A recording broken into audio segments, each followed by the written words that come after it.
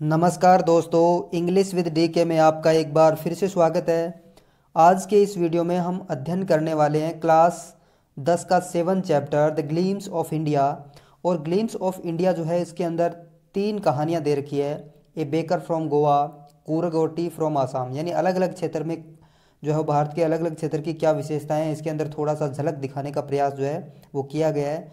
तो आज के इस वीडियो में हम पढ़ेंगे ए बेकर फ्रॉम गोवा, जिसको लुइस रोड्रिग्यूज के द्वारा जो है लिखा गया है। तो इसके अंदर गोवा की फेमस कुछ चीज़ों के बारे में बताया गया। तो चलिए शुरू करते हैं। तो सबसे पहले यहाँ पर जो है वो कुछ एक्टिविटी दे रखी है और डिस्कस इन द क्लास। पाठ पढ़ने से पहले आपको इन बातों के ऊपर डिस्कस करना है।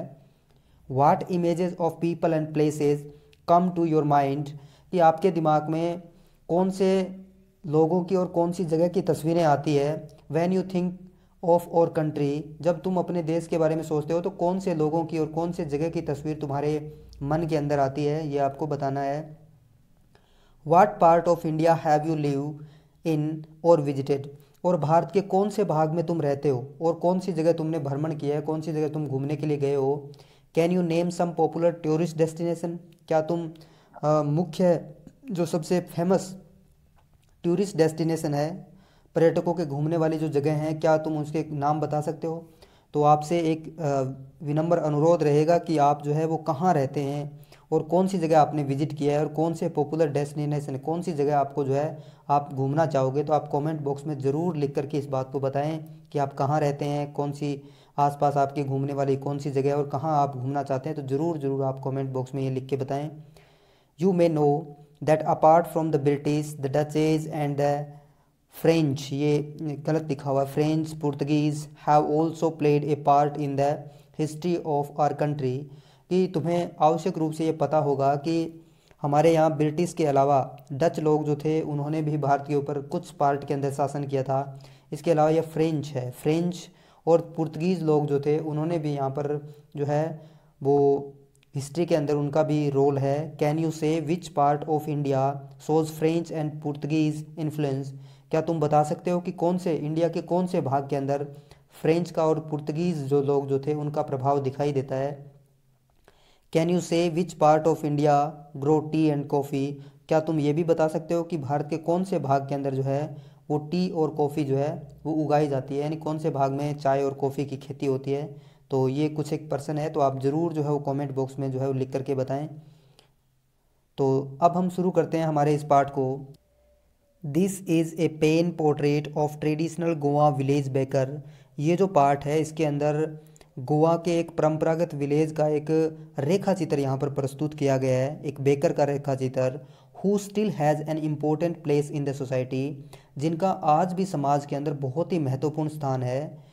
तो चलिए अब शुरू करते हैं हमारा ये जो लेसन जो है कि और एल्डर्स आर ऑफन हर्ड, हमारे जो बूढ़े बुजुर्ग जो हैं उनको हमेशा ही जो है वो अक्सर सुना जाता है। रिमेंसिंग नोस्टाल्जिया, ये इसका मतलब होता है कि पुराने समय की अच्छी यादाश्त, अच्छी यादों को याद करते हुए।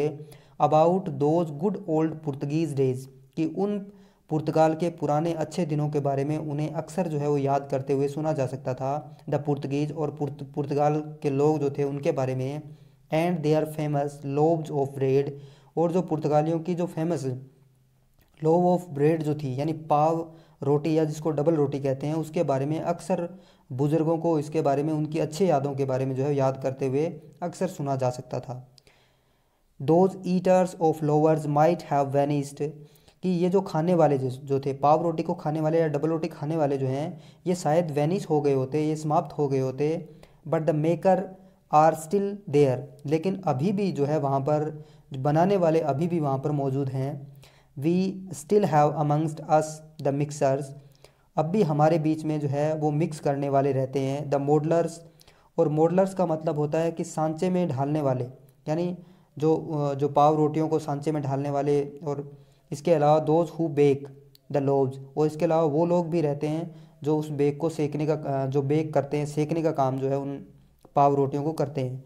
Those age old time tested furnace still exist, और वो भट्टियाँ, फर्नेस का मतलब भट्टी होती है, कि एज ओल्ड वर्षों पुरानी, टाइम टेस्टेड समय के द्वारा जिनको जांचा परखा गया हो, वो भट्टियाँ आज भी अस्तित्व के अंदर है, आज भी वो एग्जिस्ट करती है वहाँ पर। The fire in the furnaces has not yet been extinguished, कि जो फर्नेस की जो आग है, भट्टियों की आग जो है वो अभी तक बुझी नहीं है, यानी अभी भी वो भट्टियाँ चल रही है लगातार। वहाँ पर जो है वो पाव रोटी बनाने का, बेकर करने का जो काम है वो अभी भी वहाँ पर चल रहा है। The third and the jingle, यानी थर्ड या थपकी और जिंगल यानी वो आवाज़।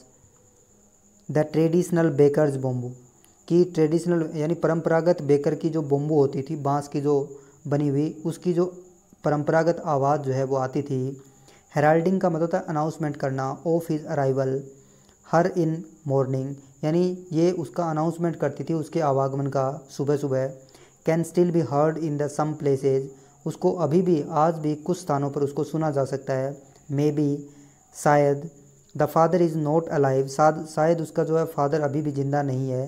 But the son still carries on the family profession, लेकिन उसका बेटा जो है वो अभी भी उनका पारिवारिक बिजनेस जो था, प्रोफेशन जो था, व्यवसाय जो था, उसको अभी भी जारी रखे हुए है।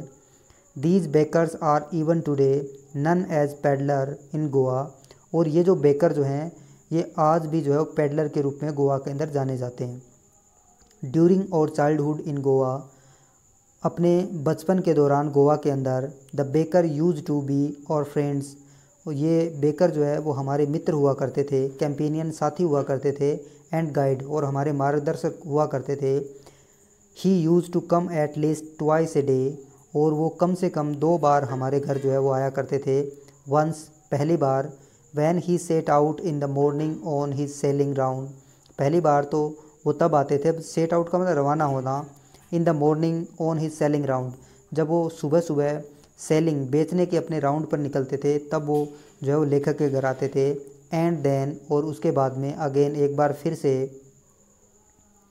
When he return after emptying his huge basket, और उसके बाद दोबारा वो उनके घर फिर आते थे जब वो अपनी जो बड़ी सारी जो बास्केट होती थी, टोकरी होती थी, उसको जब खाली करके लौटते समय, यानी जो सामान वो बेचने के लिए निकलते थे तब लेखक के घर आते थे, और जब पूरा सामान बेच करके उनकी टोकरी खाली हो जाती थी तब फिर वो लेखक के घर आया करते थे।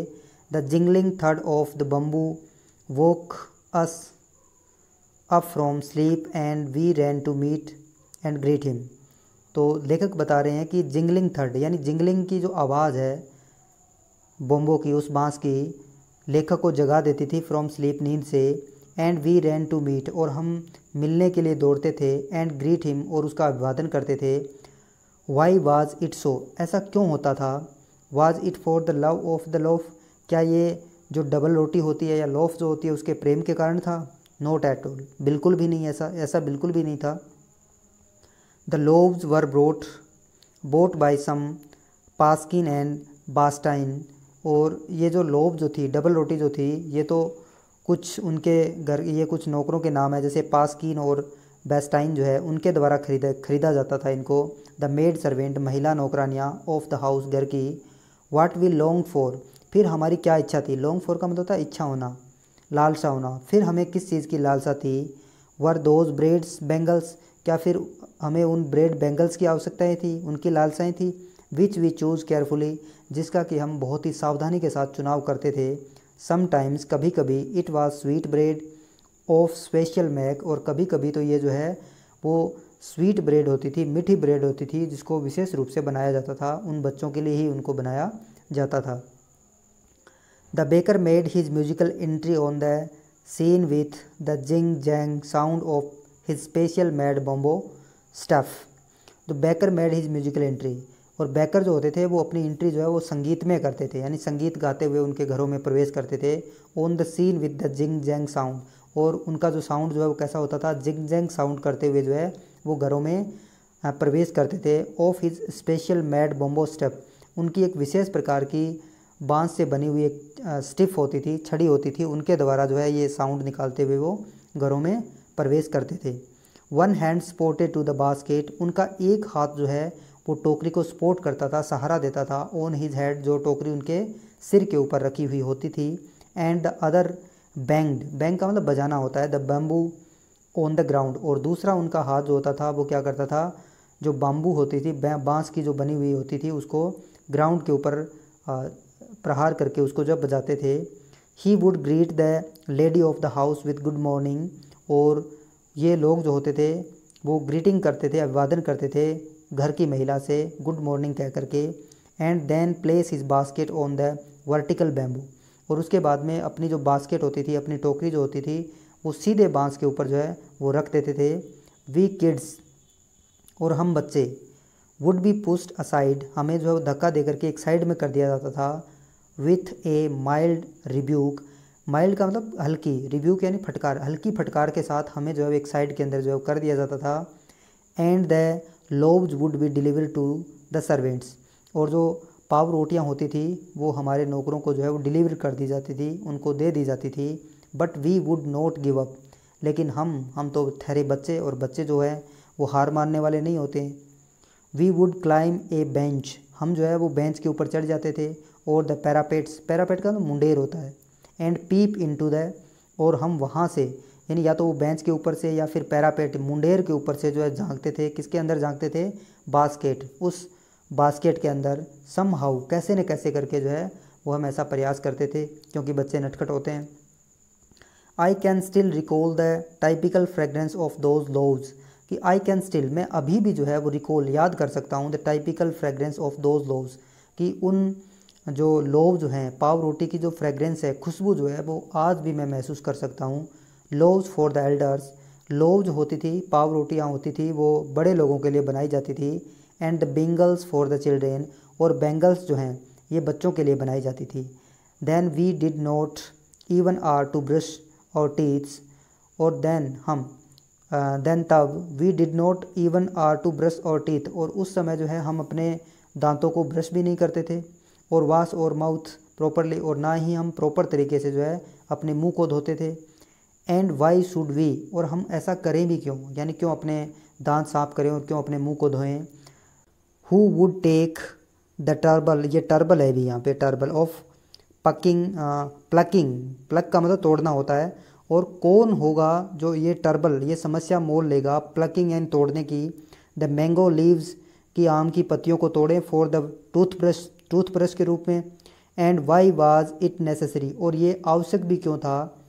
The tiger never brushes his teeth, कि टाइगर, ये टाइगर है यहाँ पे, कि टाइगर कभी भी अपने जो दांत जो है उनको ब्रश नहीं करता है।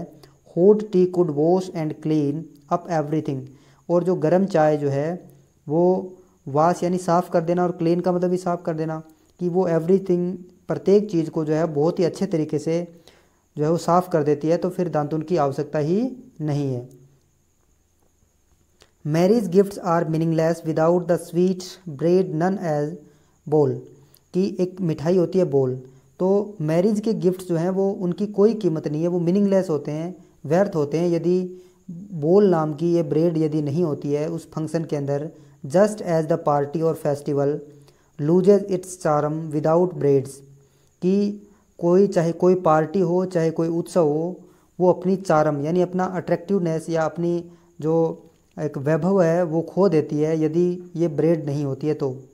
Note enough can be said, कि ये ज़्यादा नहीं कहा गया, पर्याप्त मात्रा में नहीं कहा गया, टू शो हाउ इम्पोर्टेंट, कि ये कितनी महत्वपूर्ण है। A baker can be for village, कि एक बेकर जो है वो गांव के लिए कितना महत्वपूर्ण है, ये आप ऊपर जो लिखी हुई बात है उससे अंदाज़ा लगा सकते हैं। ये तो कम ही कहा गया है, यानी पूरा नहीं कहा गया है, इससे भी अधिक जो है वो ज़रूरी होता है baker.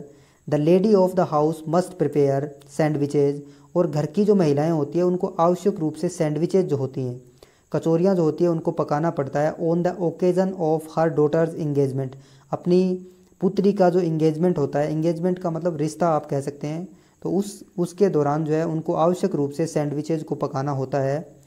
Cake and bolinhas are a must for Christmas as well as other festivals, कि जिस प्रकार से दूसरे त्यौहार होते हैं उसी प्रकार से क्रिसमस के त्यौहार के ऊपर केक और बोलिन हैज़ जो हैं ये भी मस्ट होते हैं, आवश्यक होते हैं।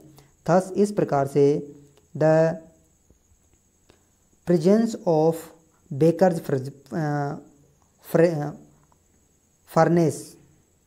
फर्नेस का मतलब भट्टी होती है, कि इसी प्रकार से बेकर की जो भट्टी की जो उपस्थिति है इन द विलेज, गांव के अंदर, इज़ एब्सोल्युटली इसेंशियल, वो बहुत ही आवश्यक होती है, इसेंशियल होती है। The baker or bread seller of those days had a peculiar dress known as the kabai, कि उस दिनों की बात है जब जो बेकर और जो ब्रेड बेचने वाले होते थे वो एक पेक्यूलियर यानी विचित्र प्रकार की ड्रेस पहनते थे जिसको कबाई के नाम से जाना जाता था। It was a single piece, ये एक सिंगल पीस होता था। लॉन्ग फ्रॉक, एक लंबी फ्रॉक होती थी। Reaching down to the knee, जो घुटनों के नीचे तक जो है पहुंचती थी। In our childhood we saw bakers wearing a shirt and trouser which were shorter than full length, कि हमने बचपन के दौरान बेकर जो होते थे उनको पहने हुए देखा था एक शर्ट और ट्राउज़र यानी पजामे को, विच वर जो होते थे शॉर्टर यानी छोटे देन फुल लेंथ, यानी फुल लेंथ से तो छोटे होते थे। Once and longer than the half pants, और हाफ पैंट होती है उससे लंबे होते थे, यानी फुल पैंट से छोटे और हाफ पैंट से लंबे होते थे। इवन टुडे, यहाँ तक कि आज भी, any one who wear A half pant which touches, कि यदि आज भी कोई इस प्रकार की हाफ पैंट पहनता है जो reaches just below the knees, जो घुटनों से नीचे तक जाती है, इनवाइट द कमेंट, तो वो कमेंट आमंत्रित करता है that he is dress like a peddler, कि उसने पैडलर के जैसी ड्रेस पहन रखी है। यानी आज भी यदि कोई इस प्रकार की ड्रेस पहनता है, यानी जो निक्कर से तो बड़ी होती है और फुल पैंट से थोड़ी छोटी होती है, तो लोग उनको आज भी कहते हैं कि उन्होंने पैडलर जैसी ड्रेस जो है वो पहन रखी है। The baker usually collected his bills at the end of the month, और बेकर जो होते थे वो सामान्यतः अपना पेमेंट जो होता था, बिल जो होता था, वो महीने के अंत में एकत्रित करते थे, इकट्ठा करते थे। मंथली अकाउंट यूज टू, ये यूज टू है ना किसी आदत या पास्ट की जो आदत होती है उसके लिए आता है यूज टू। तो monthly accounts used to be recorded on some wall in pencil, और उनके जो महीनों के जो अकाउंट होते थे, लेखा जोखा होता था, वो रिकॉर्ड किया जाता था, लिखा जाता था किसी दीवार के ऊपर पेंसिल से। यानी कोई उनके बही खाते नहीं होते थे, कोई उनके पास में कॉपी वगैरह नहीं होती थी, केवल दीवार के ऊपर पेंसिल से वो अपना जो है वो लेन देन वहाँ लिख दिया करते थे। Baking was Indeed A profitable profession, और बेकिंग जो होता था यानी ये डबल रोटी बनाने का काम जो होता था वो वास्तव में एक प्रॉफिटेबल प्रोफेशन हुआ करता था, लाभदायक व्यवसाय हुआ करता था इन ओल्ड डेज, पुराने दिनों में। The baker and his family never starved, और बेकर और उसका परिवार जो है वो स्टार्वेड का मतलब भूखा मरना, कभी भी जो है वो भूख से नहीं मरे। He his family and his servants always looked happy, वह उसका परिवार और उसके जो नौकर होते थे उनको हमेशा ही खुश देखा गया। एंड प्रोस्पर, और समृद्ध देखा गया। Their plump physique was an open testimony to this, और उनका प्लम्प फिजिक जो था, प्लम्प यानी मोटा जो शरीर जो था, was the open testimony, testimony का मतलब प्रूफ, ये इस बात का एक खुला प्रमाण था। इवन टुडे, यहाँ तक कि आज भी, any person with a jackfruit like physique, कि कोई भी व्यक्ति जिसका फिजिकल अपीयरेंस यदि जैक फ्रूट के समान हो, कटहल के समान हो, appearance is specially compare to a baker, तो ऐसे जो मोटे ताज़े कटहल जैसा व्यक्ति कोई होता है तो उसकी कंपेयर जो है आज भी बेकर के साथ जो है वो की जाती है। यानी कहने का मतलब उस ज़माने के अंदर बेकर जो है वो बहुत ही समृद्धशाली मोटे ताज़े लोग हुआ करते थे, और मोटे ताज़े का मतलब उनको खाने पीने के लिए अच्छा मिलता था, उनकी इनकम अच्छी होती थी, इसलिए वो प्रोस्पर होते थे, समृद्ध होते थे, और वो मोटे ताज़े भी हुआ करते थे। तो इसके साथ ही इसका जो ग्लिम्स ऑफ इंडिया का पार्ट 1 जो है वो यहीं समाप्त होता है। मिलते हैं किसी नेक्स्ट वीडियो में, तब तक के लिए धन्यवाद।